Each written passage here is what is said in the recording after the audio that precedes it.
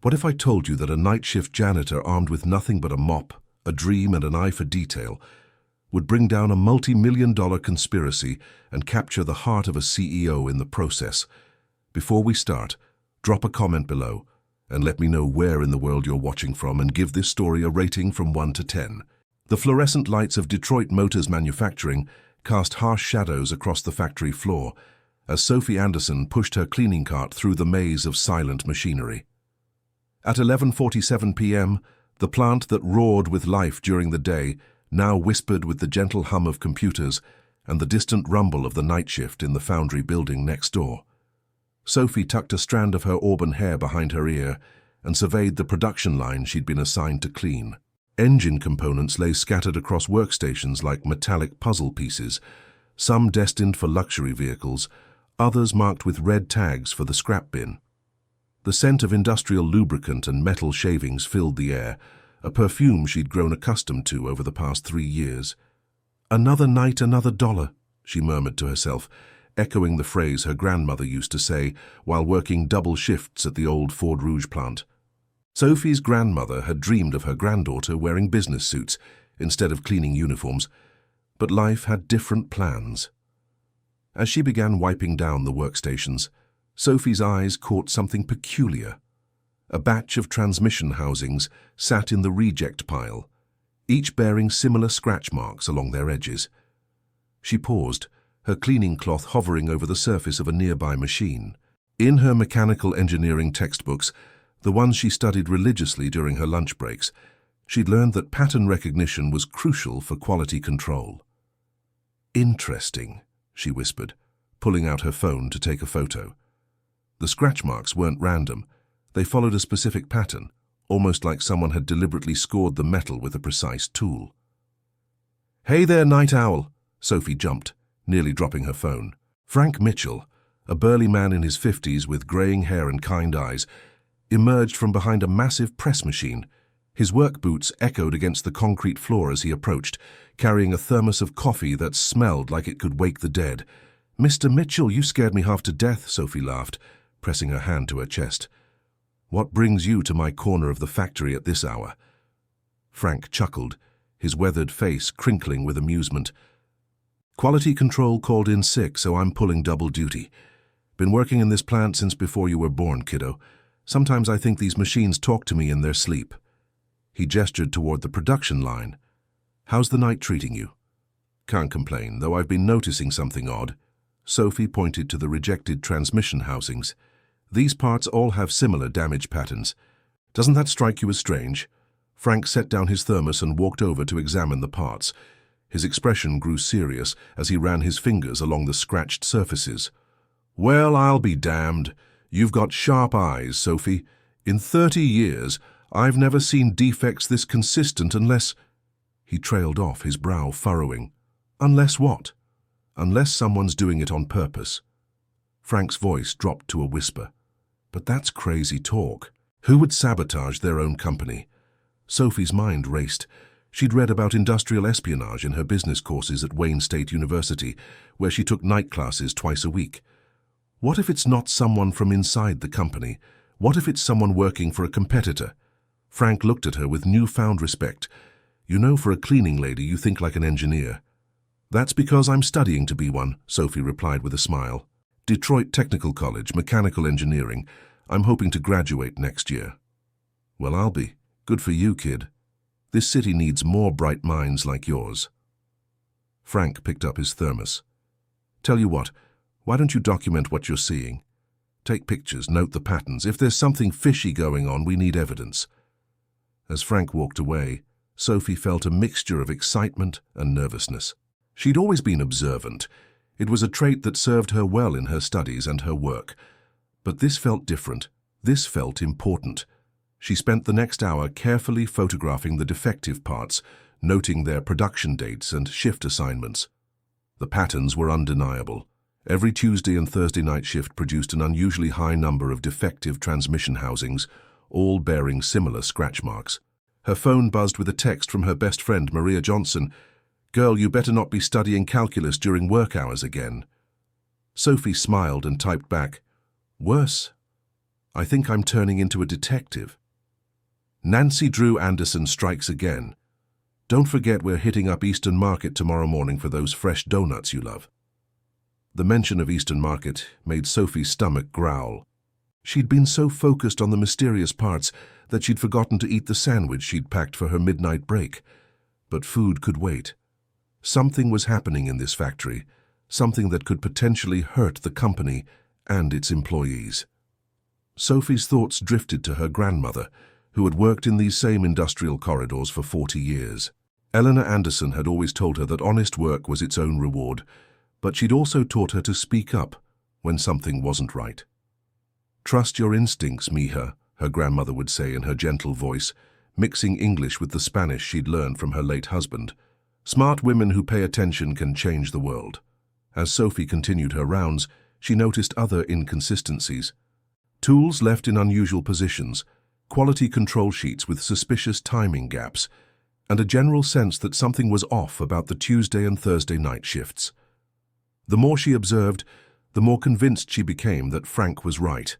Someone was deliberately sabotaging the production line. At 4:30 a.m., as the first hints of dawn began to creep through the factory's high windows, Sophie made a decision. She would compile her evidence and present it to someone in management. The question was, who would believe a night shift cleaning lady with a theory about industrial sabotage? Her phone buzzed again, this time with a news alert. Detroit Motors announces another costly recall, 50,000 vehicles affected by transmission defects. Sophie's blood ran cold. The very parts she'd been photographing were already causing problems for customers. Real people were being affected by whatever was happening in this factory. This wasn't just about corporate profits.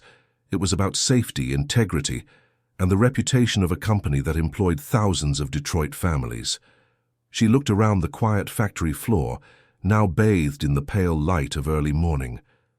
Somewhere in this maze of machinery and metal, someone was playing a dangerous game. And somehow, Sophie Anderson, a cleaning lady with big dreams and bigger determination, had stumbled into the middle of it. As she pushed her cart toward the supply closet to end her shift, Sophie made another decision. She wouldn't just document the evidence. She would find out who was behind this sabotage, even if it meant risking her job, her safety, and her carefully planned future. After all, her grandmother had always said that the most important battles were fought by ordinary people who refused to look the other way. The factory's morning whistle blew, signaling the start of the day shift. Sophie Anderson, armed with nothing but her observations and her determination, was about to discover that sometimes the biggest changes begin with the smallest observations. Little did she know that her investigation would not only uncover a conspiracy that threatened the very survival of Detroit Motors, but would also lead her straight into the path of the company's young CEO, Alexander Thompson, a man who would challenge everything she thought she knew about love, ambition, and the price of standing up for what's right. The next morning, Sophie stood in the employee parking lot of Detroit Motors Manufacturing, clutching a manila folder containing her evidence. The Renaissance Center gleamed in the distance, its glass towers reflecting the October sun like beacons of corporate power. She took a deep breath, tasting the crisp autumn air mixed with the industrial scent that perpetually hung over this part of the city. "You can do this, Sophie," she whispered to herself, adjusting her best blouse, a navy blue one she'd bought on sale at the outlet mall in Auburn Hills. It wasn't expensive, but it was professional, and right now she needed all the confidence she could muster.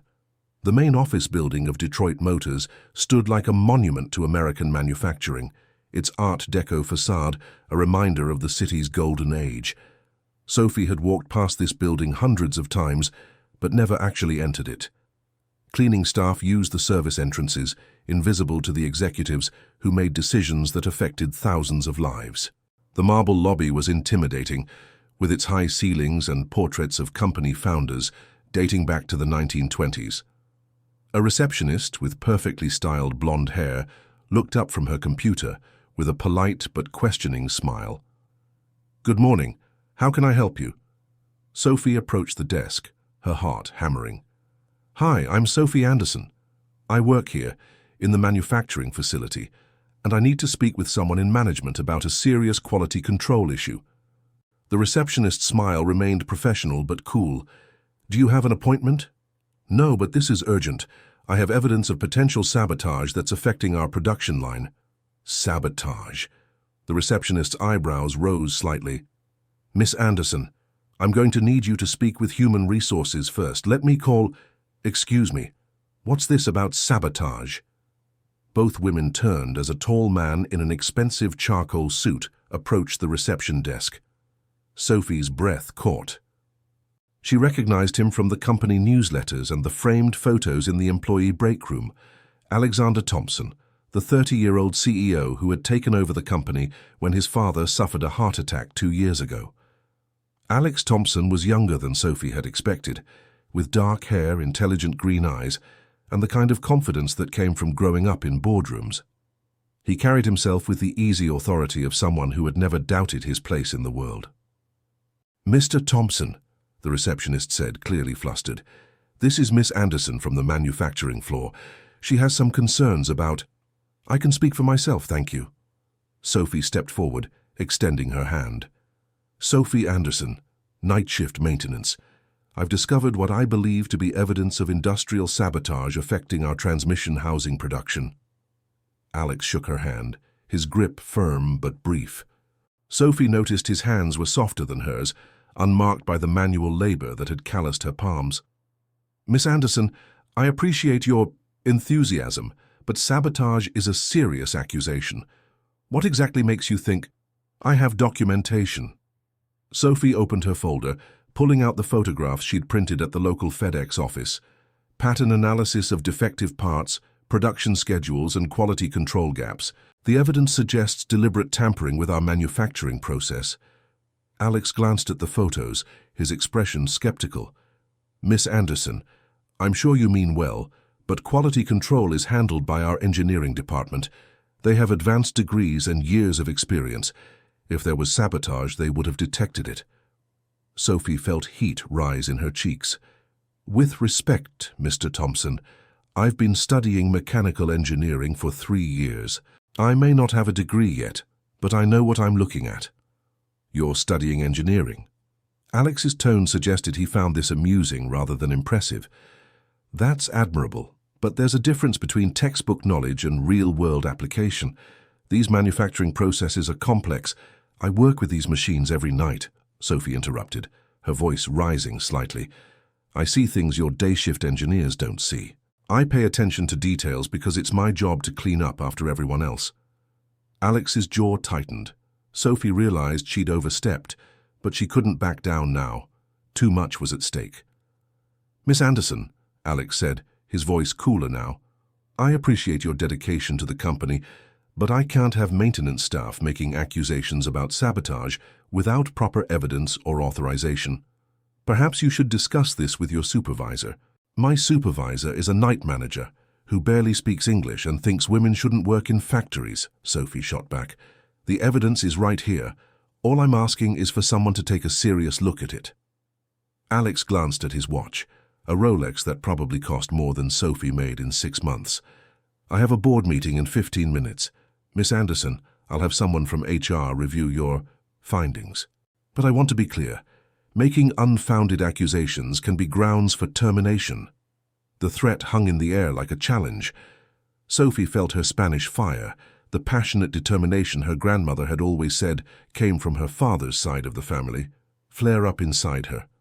Mr. Thompson, last night your company announced another recall, 50,000 vehicles.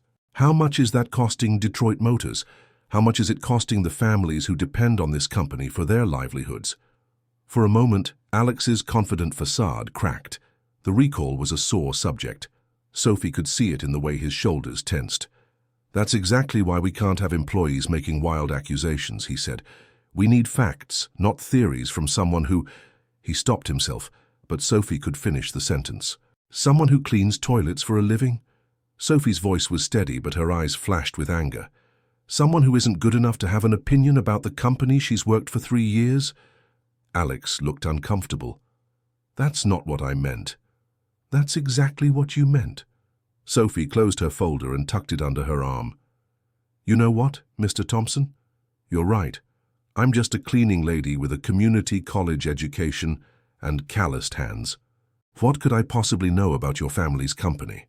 She turned to leave, then paused. But when the next recall happens, when more families get hurt because someone's tampering with our vehicles, remember this conversation. Remember that someone tried to warn you and you were too proud to listen. Sophie walked toward the exit, her heels clicking against the marble floor. Behind her, she heard Alex call out, "Miss Anderson, wait!" But she didn't turn around. She'd said what she came to say, and it was clear that Alexander Thompson had already made up his mind about her. Outside in the parking lot, Sophie's hands shook as she got into her 15-year-old Honda Civic. The car had seen better days, but it was reliable, unlike the people who ran Detroit Motors, apparently. Her phone buzzed with a text from Maria. "How did it go with the bigwigs?" Sophie typed back, "About as well as a root canal. The CEO thinks I'm an idiot." His loss. "Want to grab lunch at Slow's Bar BQ? My treat." Sophie smiled despite her frustration. Maria always knew how to cheer her up. "You know I can't resist their burnt-end mac and cheese. That's my girl. Meet you there in an hour." As Sophie drove through the streets of Detroit, past the murals celebrating the city's resilience and the abandoned buildings that told stories of harder times, she made a decision. Alexander Thompson might not believe her, but Frank Mitchell had taken her seriously. Maybe it was time to do some investigating of her own. She thought about her grandmother's words. Smart women who pay attention can change the world.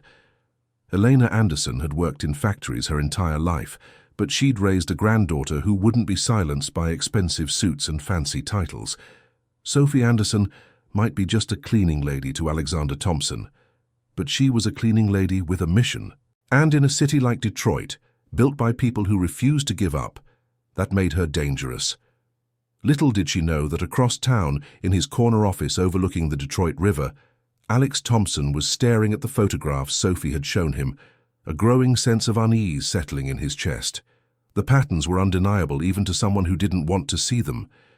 For the first time since taking over his father's company, Alex began to wonder if he'd made a terrible mistake. 3 nights later, Sophie arrived at work with a new sense of purpose. The humiliation of her encounter with Alexander Thompson had transformed into fuel for her determination. If the CEO wouldn't take her seriously, she'd gather evidence so compelling that even he couldn't ignore it. The factory felt different now that she knew what to look for. Every shadow seemed to hide secrets. Every unusual sound made her pause and listen. Sophie had always been methodical in her work, but tonight she moved with the precision of a detective. "Evening, Sophie." Frank Mitchell's voice echoed from the quality control station. "How's our resident Nancy Drew tonight?" Sophie smiled, grateful for Frank's support. Over the past few days, he'd become her unofficial partner in investigation. "Ready to solve some mysteries, Mr. Mitchell? Any unusual activity today?" Frank's expression grew serious. "Actually, yeah. Vincent Romano was here during the day shift, which is weird because he usually sticks to his office in the administrative building. He was asking a lot of questions about the night shift schedules." Sophie's stomach tightened. Vincent Romano was the director of production, a man with slicked-back hair and expensive suits who treated factory workers like disposable parts. She'd always found him unsettling, but now she wondered if there was more to her instincts than simple dislike. "What kind of questions?" "Who works which stations, what time the cleaning crew comes through, how often supervisors check the floor." Frank scratched his graying beard. "Could be innocent, but my gut says otherwise." Sophie nodded, filing away the information. "I'm going to do some extra exploring tonight. If someone's sabotaging our production, they have to be leaving traces somewhere. Be careful, kid. If you're right about this, we're dealing with someone who's willing to risk people's lives for money. That makes them dangerous." As Frank returned to his rounds, Sophie began her own investigation. She'd studied the factory's layout extensively, noting which areas had security cameras and which didn't. The loading dock area, she'd discovered, had a blind spot near the old employee smoking area, a perfect place for someone to conduct business they didn't want recorded. At 1:30 a.m., Sophie made her way to the loading dock. The autumn air was crisp, carrying the scent of the Detroit River and the distant sound of traffic on Interstate 75. She crouched behind a stack of shipping containers, her heart pounding as she watched the area. For 20 minutes, nothing happened. Sophie began to wonder if she was chasing shadows when she heard voices approaching. She pressed herself deeper into the shadows, straining to listen. "Shipment needs to be processed Tuesday night, same as always." The voice was smooth, cultured, definitely not one of the factory workers. "I don't like this, Vincent. The cleaning lady's been asking questions. What if she figures it out?" Sophie's blood ran cold. The second voice was unfamiliar, but the first was unmistakably Vincent Romano. "Sophie Anderson is a nobody," Vincent's voice dripped with contempt. "A cleaning lady with delusions of grandeur. No one will believe her, especially not after Thompson shut her down so publicly." Sophie's jaw clenched. News of her confrontation with the CEO had clearly spread through the company's rumor mill. "Still, maybe we should cool it for a while." "Absolutely not. Our timeline is fixed. Detroit Motors needs to appear vulnerable when Harrison Industries makes their acquisition offer. Every recall, every quality control failure drives down the stock price. We are so close to the finish line." Sophie's mind raced. Harrison Industries was Detroit Motors' biggest competitor.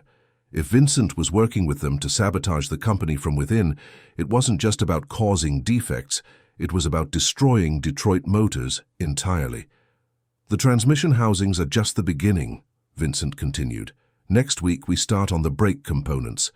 Imagine the panic when those recalls hit the market." Brake components. Sophie's stomach lurched. Transmission problems were expensive and inconvenient, but brake failures killed people. "I don't know, Vincent. This is getting out of hand." "You're getting paid very well to not know things, Johnson. Just follow the plan." Johnson. Sophie committed the name to memory as footsteps approached her hiding spot.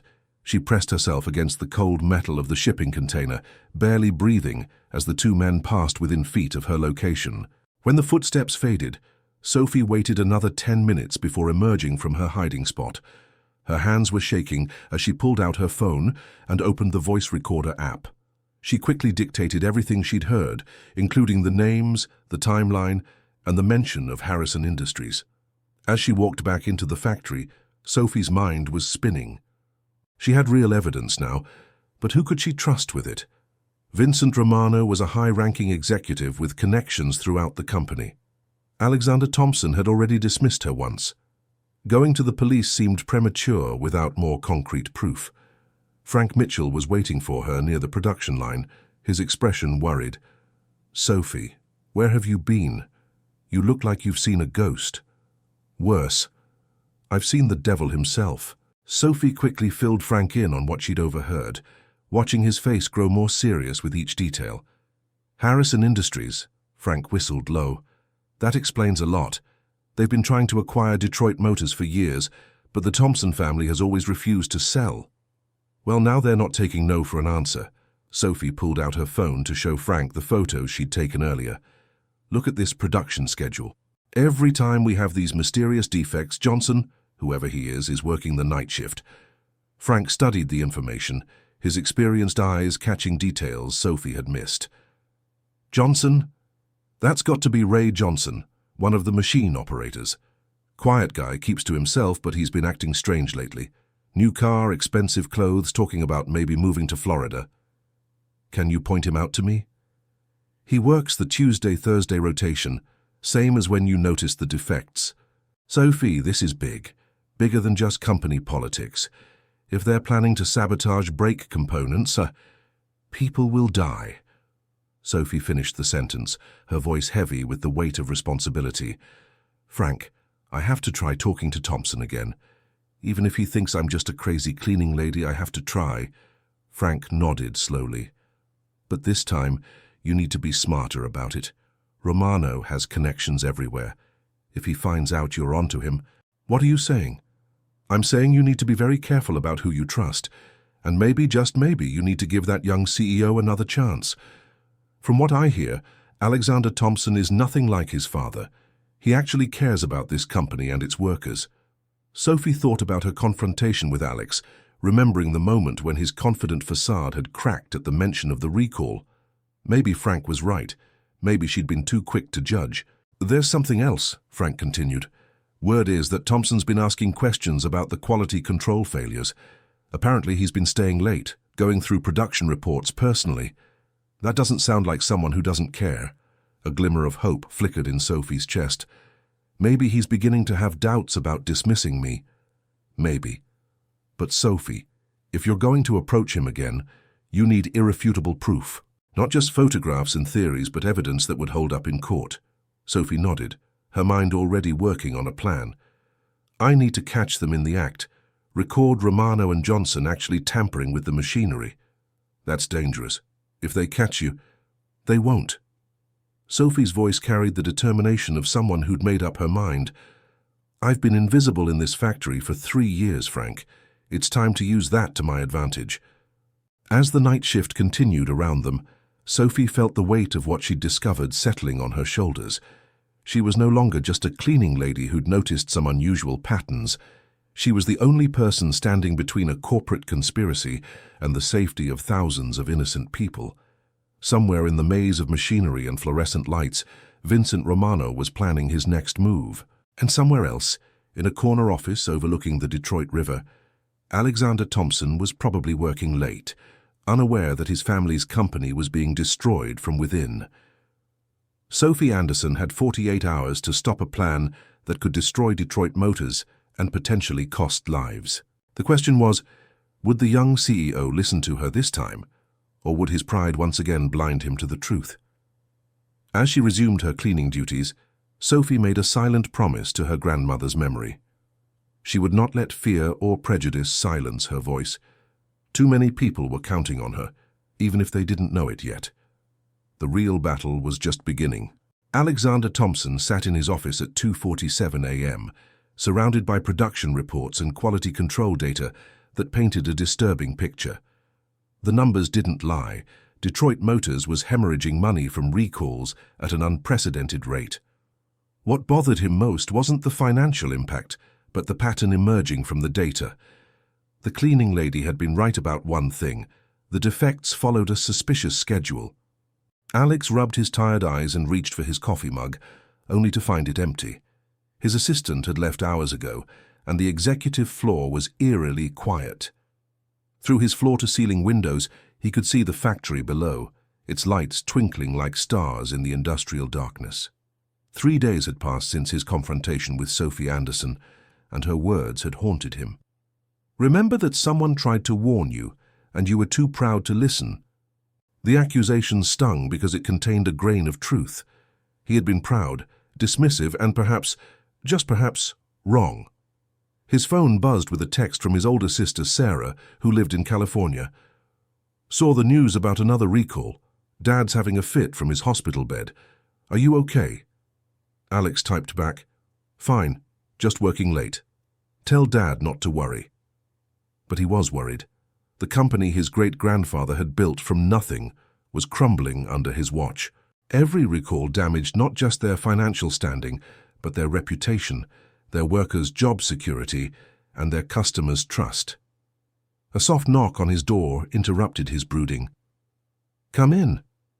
To his surprise, Sophie Anderson peered around the door, looking hesitant and determined in equal measure. She wore the same navy blouse from their first meeting, but this time she carried a thick folder and a laptop bag. Mr. Thompson, I'm sorry to bother you so late, but I saw your light on and— Miss Anderson. Alex stood, unsure whether to be annoyed or intrigued. It's nearly 3 in the morning. What are you doing here? I work the night shift, remember? Sophie stepped into the office, her eyes taking in the scattered reports and empty coffee cups. I also have information that can't wait until morning. Alex studied her face. Gone was the defensive anger from their first meeting, replaced by a calm intensity that demanded attention. I thought I made it clear that your sabotage theory isn't a theory anymore. Sophie opened her laptop and placed it on his desk. I have recorded conversations, financial records, and photographic evidence of actual sabotage taking place in your factory. Alex's skepticism wavered. Recorded conversations. Sophie played the audio file from 3 nights ago, Vincent Romano's voice filling the office with talk of Harrison Industries and planned brake component sabotage. Alex's face grew pale as he listened. This is Vincent Romano, he said quietly. How did you— I followed a hunch about the loading dock. Sophie opened her folder, revealing detailed charts and photographs. Mr. Thompson, Vincent Romano is working with Harrison Industries to destroy Detroit Motors from the inside. They're not just causing defects, they're planning to make your company appear so unstable that a hostile takeover becomes inevitable. Alex sank into his chair, studying the evidence with growing horror. The financial records showed suspicious payments to Ray Johnson, the machine operator. The photographs documented the systematic sabotage of production equipment. The timeline correlated perfectly with the recall announcements. "My God," he whispered. "How long has this been going on?" "At least 6 months, possibly longer." Sophie sat across from him, her voice gentle but urgent. "Mr. Thompson, they're planning to move to brake components next week. If those parts fail, people die." Alex's voice was hollow. He thought of his father, lying in a hospital bed, trusting his son to protect the family legacy. "Miss Anderson, I owe you an apology. I was wrong to dismiss you." Sophie's expression softened. "You weren't wrong to be skeptical. I'm a cleaning lady with a community college education, but I'm also someone who pays attention to details, and I care about this company." "Why?" Alex looked up from the evidence. "Why do you care so much about Detroit Motors?" Sophie was quiet for a moment, her fingers tracing the edge of her folder. "My grandmother worked for your great-grandfather. She started on the assembly line in 1963, when women weren't supposed to work in factories. She told me stories about how the Thompson family treated their workers like family, how they invested in this community when other companies were leaving for cheaper labor overseas." Alex felt a warmth in his chest that had nothing to do with the coffee. "She sounds like a remarkable woman." She was.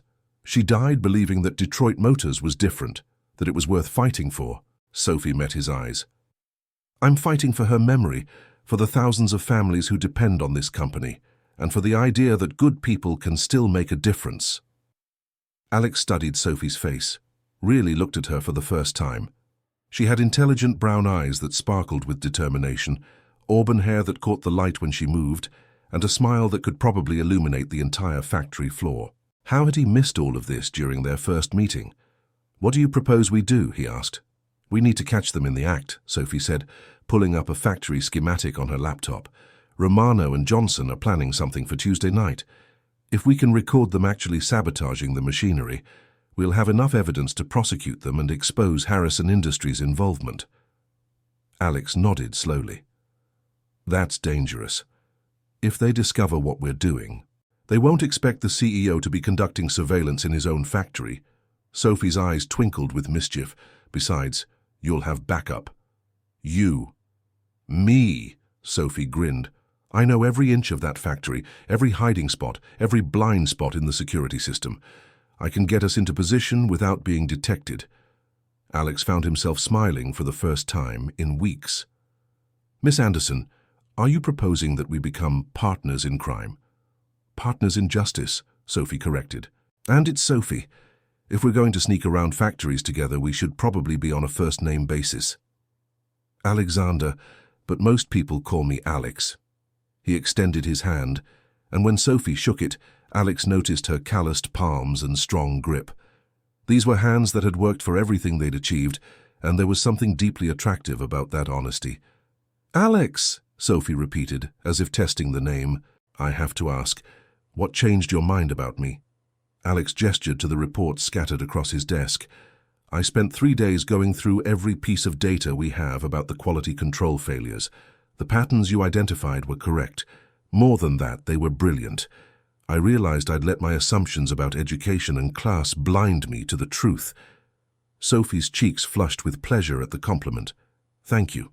That means a lot." "It's the truth." Alex leaned back in his chair. "Sophie, I need you to know that if we do this, if we expose Vincent Romano and his conspiracy, you'll be putting yourself at risk. Harrison Industries has a lot of money and influence. They might try to retaliate." "Let them try." Sophie's voice carried the steel of someone who'd grown up in Detroit, who'd learned to fight for everything she valued.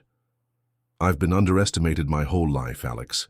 People see a cleaning lady from the east side and assume I'm not worth their time, but I'm stronger than I look, and I'm definitely more stubborn than is good for me."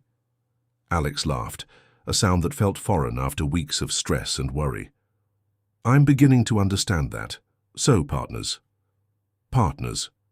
Sophie stood and extended her hand again. This time, when Alex shook it, the contact lingered a moment longer than necessary. Tuesday night, 11 p.m. Meet me at the employee entrance. Dress like you actually work for a living. Alex watched her leave, noting the confident way she moved, the determination in her stride. Sophie Anderson was unlike anyone he'd ever met, a woman who combined intellectual brilliance with genuine compassion, who fought for others without expecting recognition or reward. For the first time since taking over the company, Alex felt hopeful. He also felt something else, something he hadn't experienced in his carefully controlled world of board meetings and corporate strategy, genuine attraction to someone who saw him as more than just a title and a bank account. As he gathered up the evidence Sophie had compiled, Alex realized that Tuesday night would change everything. They would either save Detroit Motors and expose a dangerous conspiracy, or they would both pay the price for challenging powerful people with deep pockets and few scruples. Either way, Alexander Thompson was no longer the same man who had dismissed a cleaning lady's concerns about sabotage. Sophie Anderson had opened his eyes to more than just corporate espionage. She'd shown him what it meant to fight for something bigger than himself. The battle for Detroit Motors was about to begin in earnest, and Alex found himself grateful to have Sophie Anderson as his partner. Now he just had to hope they were both smart enough and brave enough to see it through. Tuesday night arrived with an unexpected thunderstorm that rattled the windows of Detroit Motors manufacturing.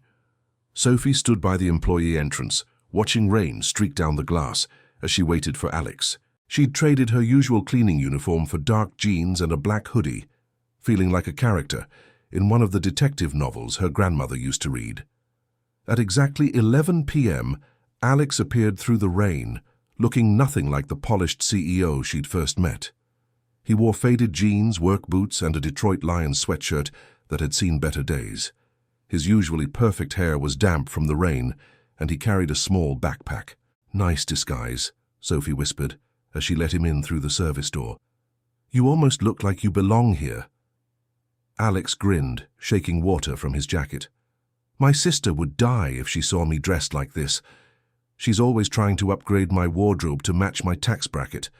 "Well, tonight you're just another factory worker." Sophie handed him a clipboard and a safety vest. "If anyone asks, you're conducting a routine safety inspection. Can you handle looking official and boring?" "I've been in board meetings. I'm an expert at looking official and boring." Sophie laughed softly, surprised by how easy their partnership felt. Over the past few days, they'd communicated through encrypted text messages, planning every detail of tonight's operation. What had started as a professional collaboration was evolving into something that felt suspiciously like friendship, or maybe something more. "Frank's already in position near the quality control station," Sophie whispered as they made their way through the darkened factory. "He's got the backup recording equipment in case our primary plan fails." The factory floor was eerily quiet, except for the hum of ventilation systems and the distant rumble of thunder. Shadows danced between the massive machines, creating an atmosphere that would have been frightening if Sophie hadn't spent 3 years navigating these same corridors. "Are you nervous?" Alex asked as they crept toward their surveillance position near the brake component assembly line. "Terrified," Sophie admitted, "but also excited. 3 days ago, you thought I was a delusional cleaning lady. Now we're about to expose a conspiracy that could have killed people." Alex paused, touching her arm gently. "Sophie, I want you to know that regardless of what happens tonight, you've already proven yourself. You saw something everyone else missed. You investigated it with more skill than most professional detectives, and you had the courage to keep fighting when I tried to silence you." Sophie felt warmth spread through her chest at his words. "Thank you. That means more than you know." They reached their hiding spot behind a bank of computer terminals that overlooked the brake assembly line. Alex set up a small digital camera, while Sophie monitored the area with night vision binoculars Frank had borrowed from his brother-in-law, who worked security at Ford Field. "Movement at the north entrance," Sophie whispered at 11:47 p.m. 2 figures.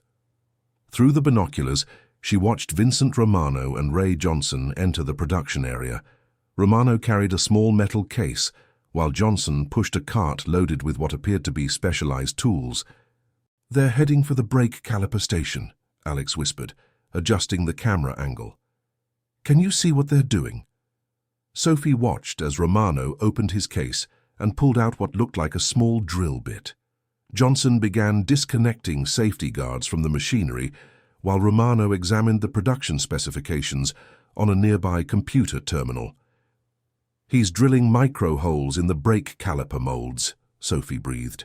"When those calipers are cast, they'll have structural weaknesses that won't show up in initial testing, but will cause catastrophic failure after a few thousand miles." Alex's face was grim as he recorded the sabotage. How many vehicles would be affected? The Tuesday night shift usually produces enough components for about 8,000 vehicles. Sophie's stomach clenched. 8,000 families driving cars with brakes designed to fail. As they watched, Romano and Johnson worked with practiced efficiency, systematically sabotaging multiple molds. Their conversation was too quiet to hear clearly, but their body language suggested this was routine for them. "We need to get closer," Sophie whispered. "The audio quality isn't good enough from here." Alex shook his head. "Too risky. If they spot us, they won't." Sophie was already moving, using her knowledge of the factory layout to approach from an unexpected angle. "Trust me." Alex had no choice but to follow, admiring Sophie's confidence as she navigated the maze of machinery like a ghost. She led him to a position behind the brake assembly line where they could clearly hear the saboteurs' conversation. "Harrison's getting impatient," Romano was saying. "They want the stock price below $30 before they make their move." "This should do it," Johnson replied, installing the last of the sabotaged molds. 8,000 vehicles with defective brakes hitting the market? Detroit Motors will be lucky to survive the lawsuits, let alone the media coverage. "The beauty is that the failures won't manifest for months," Romano chuckled. "By then, I'll be comfortably settled in my new position at Harrison Industries, and Detroit Motors will be ancient history." Sophie felt sick, listening to them discuss human lives like stock options. Beside her, Alex's jaw was clenched so tightly she could see the muscles working. "What about the investigation?" Johnson asked nervously. "That cleaning lady has been asking questions."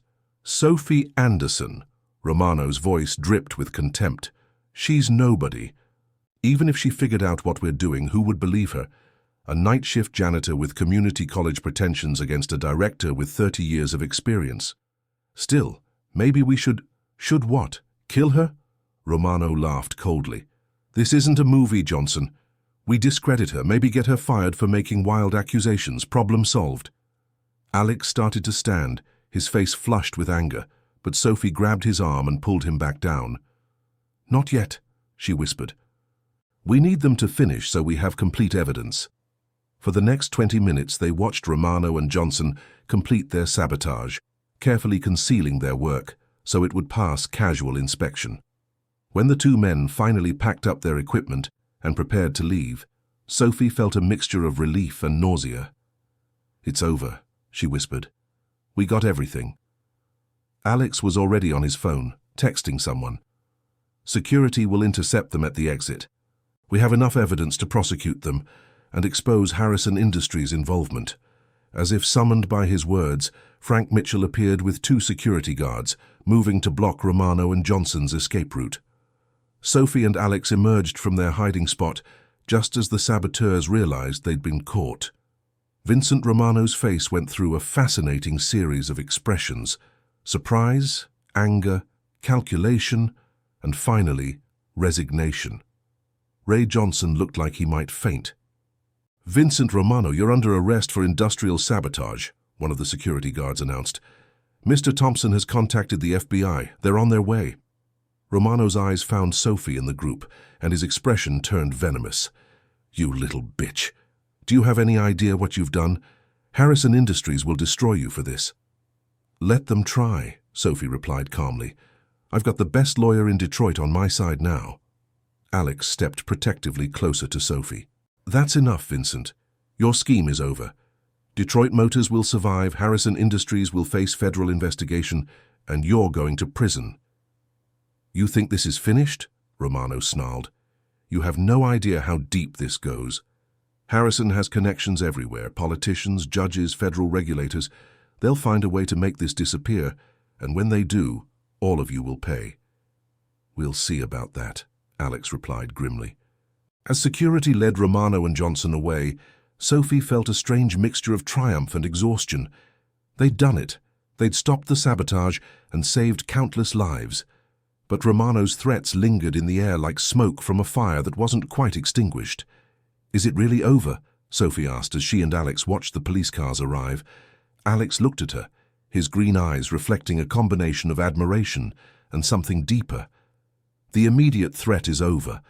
But you heard what Vincent said about Harrison's connections. This might just be the beginning of a larger fight. Sophie nodded, understanding. Then we'd better be ready for whatever comes next. We? Alex's voice was soft, hopeful. We, Sophie confirmed. Partners, remember? As the FBI agents took control of the scene and the first hints of dawn began to lighten the eastern sky, Alex realized that the woman standing beside him had become the most important person in his world. Sophie Anderson had saved his company, protected innocent lives, and shown him what real courage looked like. Now the question was whether they could face whatever Harrison Industries threw at them next, and whether the partnership that had begun with suspicion and grown into trust might become something even more precious.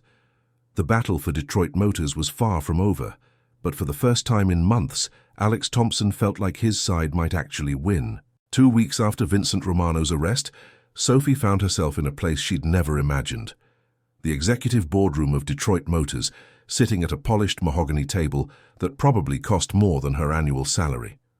The morning sun streamed through floor-to-ceiling windows, illuminating the faces of board members, FBI agents, and federal prosecutors who had gathered to discuss the fallout from the sabotage scandal. Miss Anderson, said Agent Patricia Hayes, a sharp-eyed woman in her 40s who led the FBI's investigation, your evidence has been instrumental in uncovering what we believe is a systematic campaign by Harrison Industries to acquire Detroit Motors through illegal means. Sophie straightened in her chair, still wearing her best professional outfit, a gray blazer she'd bought at a thrift store in Royal Oak. Despite feeling out of place among the suits and credentials, she'd learned to hold her own in these high-stakes meetings. What's the current status of the investigation? Alex asked from his seat at the head of the table. Over the past 2 weeks, Sophie had watched him transform from a defensive CEO into a confident leader who genuinely cared about his employees and customers. Agent Hayes consulted her notes. Vincent Romano is cooperating fully in exchange for a reduced sentence. We've traced payments from Harrison Industries to at least 6 other employees in various departments. The conspiracy goes back 18 months and has cost Detroit Motors an estimated $47 million in recalls and lost sales. Board member Margaret Wells, a woman in her 60s who'd known Alex's father for decades, shook her head in disgust. To think that Vincent worked here for 12 years. We trusted him completely. The brake component sabotage alone could have resulted in hundreds of deaths, Agent Hayes continued. Miss Anderson's investigation quite literally saved lives. Sophie felt a familiar flush of embarrassment at the praise. Over the past 2 weeks, she'd been featured in the Detroit Free Press, interviewed by local news stations, and even mentioned in a Wall Street Journal article about corporate espionage. The attention was overwhelming for someone who'd spent 3 years trying to be invisible. What about Harrison Industries? Alex asked, his voice carrying an edge of steel that Sophie had come to recognize. Are we pressing charges? The Department of Justice is building a federal case, Agent Hayes replied. However, Harrison's legal team is formidable. They're claiming that Romano acted independently, that they had no knowledge of his activities. Sophie snorted. That's ridiculous. I recorded Romano specifically mentioning Harrison's timeline and their acquisition plans. Which is excellent evidence, Agent Hayes agreed. But Harrison's lawyers are arguing that Romano was lying to impress his accomplice, that he had no actual contact with Harrison executives. Alex's jaw tightened. So they might get away with it. Not if we can prove direct communication between Romano and Harrison management. We're working on getting warrants for their email servers and phone records. The meeting continued for another hour, covering legal strategies, media relations, and security protocols. When it finally ended, Sophie found herself alone with Alex in the boardroom, watching the Detroit skyline through the windows. "How are you holding up?" Alex asked, loosening his tie. Sophie had noticed he'd been doing that more often lately, letting his formal facade slip when they were alone. "It's surreal," Sophie admitted. 3 weeks ago, I was just a cleaning lady with a theory. Now I'm testifying before federal agents and getting job offers from engineering firms." Alex turned to face her, his expression serious. "About those job offers?"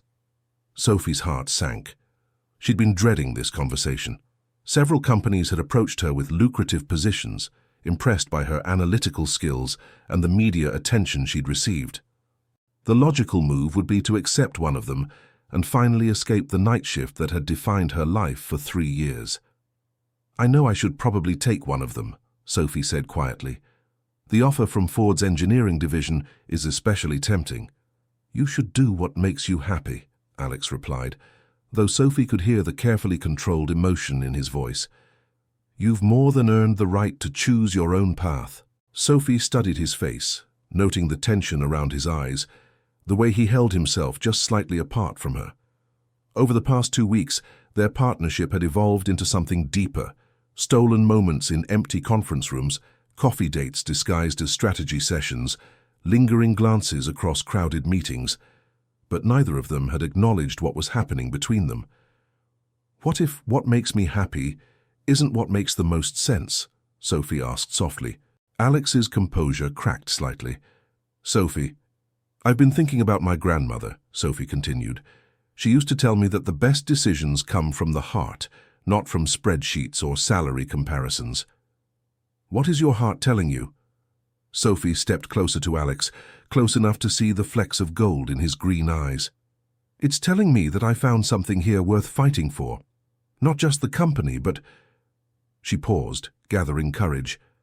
"But you—" Alex's breath caught.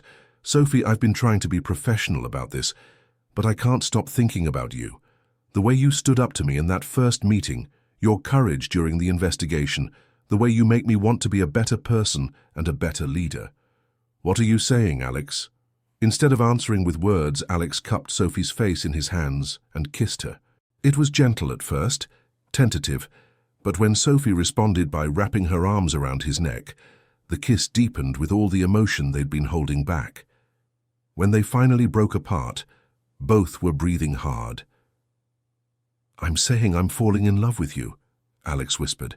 "I'm saying that you've changed everything about how I see this company, this city, and myself." Sophie's heart soared. "I love you too, Alex. But I need you to know that I won't be your corporate Cinderella story. I'm not interested in being rescued or transformed into something I'm not." Alex smiled, the first genuinely relaxed expression Sophie had seen from him in weeks. "I don't want to rescue you, Sophie. I want to be your partner in every sense of the word. I want to build something together. Not just a relationship, but a future for Detroit Motors that honors what your grandmother and my great-grandfather believed in." "What about the board, the media, the fact that you're the CEO and I'm a cleaning lady who never finished college?" "The media loves you," Alex laughed. "You're the working-class hero who saved a major corporation. As for the board, they're more concerned with results than pedigree. And Sophie, you've proven you're smarter and more capable than half the executives in this building." Sophie felt tears prick her eyes. "I've been so scared that this was just adrenaline, that once the excitement of the investigation wore off, you'd remember who I really am." "You're Sophie Anderson," Alex said firmly. "You're brilliant, brave, loyal, and beautiful.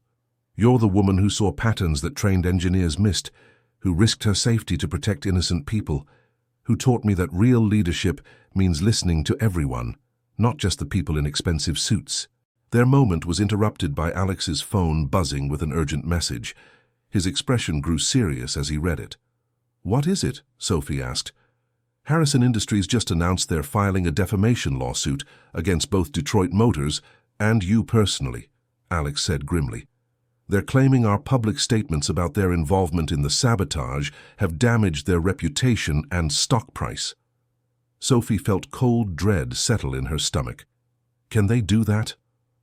They can try. It's probably an intimidation tactic, but we'll need to take it seriously. Alex reached for her hand. Sophie, this could get ugly. They have unlimited resources and no scruples. Are you sure you want to stay and fight this battle with me? Sophie thought about her grandmother, who had faced down discrimination and hardship with unwavering dignity. She thought about the thousands of Detroit Motors employees who depended on the company for their livelihoods. She thought about the families who would never know how close they'd come to driving cars with sabotaged brakes. Alex, I've been fighting my whole life for the right to be taken seriously, to prove that I'm more than what people assume about me. Harrison Industries picked the wrong working-class girl to intimidate. Alex grinned, and Sophie saw in his expression the same determination that had driven her investigation. In that case, Mr. Romano was right about one thing. Harrison Industries has no idea who they're dealing with. As they prepared to face the next phase of their battle, Sophie realized that finding love hadn't been part of her plan to expose the sabotage. But sometimes the best things in life arrived when you were busy fighting for something else entirely. Outside the boardroom windows, Detroit's skyline stretched toward the horizon, a testament to the city's ability to reinvent itself in the face of adversity. Sophie Anderson and Alexander Thompson were about to discover that they shared that same resilience, and that together they might be strong enough to protect everything they'd come to love. The war with Harrison Industries was just beginning, but they would face it as partners, as lovers, and as two people who believed that the truth was worth fighting for, no matter the cost. 6 months later, Sophie stood on the steps of the federal courthouse in downtown Detroit, squinting against the spring sunshine as reporters shouted questions and camera flashes popped around her. The ornate building, with its classical columns and carved eagles, had become as familiar to her as the factory floor where this journey had begun. "Miss Anderson, how do you feel about the verdict?" called a reporter from Channel 7 News. Sophie adjusted the navy blue dress Alex had bought her for court appearances, not because she needed him to dress her, but because he'd insisted she deserved something beautiful for such an important day. The dress made her feel confident and professional, without sacrificing her authenticity. "I feel vindicated," Sophie replied, her voice carrying clearly across the courthouse steps. "Today's verdict proves that in America, it doesn't matter if you're a cleaning lady or a CEO, the truth is the truth and justice is for everyone." The verdict had been everything they'd hoped for. Harrison Industries' top executives, including CEO Richard Harrison himself, had been found guilty of conspiracy, industrial espionage, and attempted monopolization. The company faced hundreds of millions in fines and would be broken up under federal antitrust laws. More importantly for Sophie, the jury had unanimously dismissed Harrison's defamation lawsuit against her, ruling that her statements about their illegal activities were protected speech and served the public interest. "What's next for you, Miss Anderson?" another reporter called out. Sophie smiled, thinking of the offer letter in her purse from Detroit Motors' newly created Department of Quality Innovation, a position Alex had created specifically for her, with a salary that would have seemed impossible 6 months ago. "I'm going back to work," she said simply. "Detroit Motors has given me the opportunity to help design new quality control systems that will prevent this kind of sabotage from ever happening again. I'm also finishing my engineering degree this fall." Alex appeared at her side, looking handsome in his charcoal suit but more relaxed than she'd ever seen him.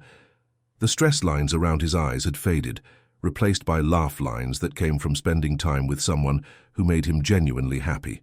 "Miss Anderson has been promoted to Director of Quality Innovation," Alex announced to the assembled crowd. "She'll be leading a team of engineers to implement the most advanced anti-sabotage protocols in the automotive industry." Frank Mitchell, wearing his best suit and grinning proudly, joined them on the courthouse steps. Over the past months, he'd become like a father figure to Sophie, attending every court hearing and celebrating each victory with homemade cookies from his wife. "I always knew this girl was special," Frank told the reporters. "She sees things other people miss, and she's got the courage to act on what she sees. Detroit Motors is lucky to have her." As the media attention began to wind down, Sophie found herself walking toward Hart Plaza with Alex and Frank, enjoying the warm May breeze off the Detroit River. The Renaissance Center gleamed in the afternoon sun, and across the water, Windsor's skyline reminded them that Detroit was part of something larger, a community that crossed borders and brought people together. "Can you believe it's really over?" Sophie asked, slipping her hand into Alex's as they strolled along the riverwalk. "The legal battle is over," Alex replied, squeezing her fingers. "But I think our adventure is just beginning." Frank chuckled. "How you two are going to give this old romantic diabetes with all your sweetness. But I'm happy for you. Your grandmother would be so proud, Sophie." Sophie felt the familiar tightness in her throat that came whenever Frank mentioned her grandmother. Elena Anderson had passed away 2 years before Sophie uncovered the sabotage, but Sophie often felt her presence during the most important moments. "She always said that love and work should make you a better person," Sophie mused. "I think she would have liked Alex. She would have loved that he makes you smile like that," Frank observed. "That's the smile of a woman who knows she's exactly where she belongs." As they reached the fountain at Hart Plaza, Alex suddenly stopped walking. Sophie turned to face him, surprised by the nervous energy she sensed in his posture. "Sophie," Alex began, his voice slightly unsteady, "6 months ago, you marched into my office and told me my company was being sabotaged. I was arrogant enough to dismiss you because I thought I knew better. Alex, we've been through this. Let me finish," Alex said, smiling. "You didn't just save Detroit Motors. You saved me from becoming the kind of leader who stops listening, who loses touch with the people who make everything possible. You taught me that real strength comes from admitting when you're wrong and surrounding yourself with people who aren't afraid to tell you the truth." Sophie's heart began to race as Alex reached into his jacket pocket. "You also taught me that love isn't about rescuing someone or being rescued. It's about finding someone who makes you want to be your best self, someone who challenges you and supports you and makes you laugh even when everything seems impossible." Alex dropped to one knee on the plaza stones, pulling out a ring box that made Sophie gasp. The ring inside was beautiful but not ostentatious, a classic solitaire that caught the light like her eyes when she was excited about solving a problem. "Sophie Anderson, you are the smartest, bravest, most incredible woman I've ever known. You've shown me what it means to fight for something bigger than yourself, and you've made me believe that we can build something beautiful together. Will you marry me?" Sophie looked down at Alex, this man who had started as her skeptical boss and become her partner, her lover, her best friend. Around them, tourists and locals had stopped to watch, and she could hear Frank sniffling behind her. "Yes," Sophie whispered, then louder, "Yes, of course, yes." As Alex slipped the ring onto her finger and stood to kiss her, the small crowd that had gathered burst into applause. Someone whistled, and Sophie heard Frank blow his nose loudly. "I love you, Sophie Anderson, soon to be Thompson," Alex murmured against her lips. "I love you too, Alex, but I'm keeping my name," Sophie replied with a grin. "Sophie Anderson has gotten pretty good at fighting for what she believes in." Alex laughed, spinning her around as the Detroit River sparkled behind them. "I wouldn't have it any other way." Later that evening, Sophie and Alex hosted a celebration dinner at Sophie's favorite restaurant in Easton Market, a small family-owned place that served the best soul food in the city. Maria Johnson, Sophie's best friend, had driven in from her new job in Chicago to attend the court proceedings and stayed for the engagement celebration. "Girl, when you told me you were investigating your boss, I thought you'd lost your mind," Maria laughed, raising her glass of champagne. "I never imagined you'd end up engaged to him." "Life has a funny way of surprising you," Sophie replied, admiring the way her ring caught the restaurant's warm lighting. 6 months ago, I thought my biggest dream was finishing engineering school. Now I'm getting married, starting a new career, and helping to rebuild one of Detroit's most important companies." Alex, who had loosened his tie and rolled up his sleeves, looked more relaxed than Sophie had ever seen him. "Sophie didn't just help rebuild Detroit Motors," he said. "She reminded all of us what this company was supposed to stand for: integrity, innovation, and taking care of our community." Frank raised his beer bottle. To Sophie and Alex, who proved that sometimes the best partnerships come from the most unlikely places. As they toasted, Sophie looked around the table at the people who had become her chosen family. Frank, who had believed in her when no one else would. Maria, who had supported her through every crazy dream and late-night study session. Alex, who had learned to see her as an equal and a partner. "I want to say something," Sophie announced, standing up. "6 months ago, I was a cleaning lady with big dreams and a theory about sabotaged car parts. Tonight, I'm an engaged woman with a career I love and the support of people who believe in me." She paused, feeling emotional. "My grandmother used to say that the best stories are about ordinary people who refuse to accept that things can't change. She taught me that you don't have to wait for permission to make a difference. You just have to be brave enough to speak up when you see something wrong." Sophie looked at Alex, who was watching her with undisguised adoration. "But she also taught me that the most important thing in life is finding people who see the best in you and help you become who you're meant to be. I found that here, in the last place I expected to find it." As her friends and fiancé applauded, Sophie felt a deep sense of contentment settle over her. The girl who had cleaned floors and dreamed of engineering had become a woman who designed systems to protect thousands of people. The woman who had been dismissed as just a cleaning lady was now respected as an expert in industrial security. Most importantly, the heart that had guarded itself against disappointment had opened to love a man who valued her mind as much as her heart. Outside the restaurant, Detroit's lights twinkled like stars, and somewhere in the distance, the night shift at Detroit Motors Manufacturing was beginning their work.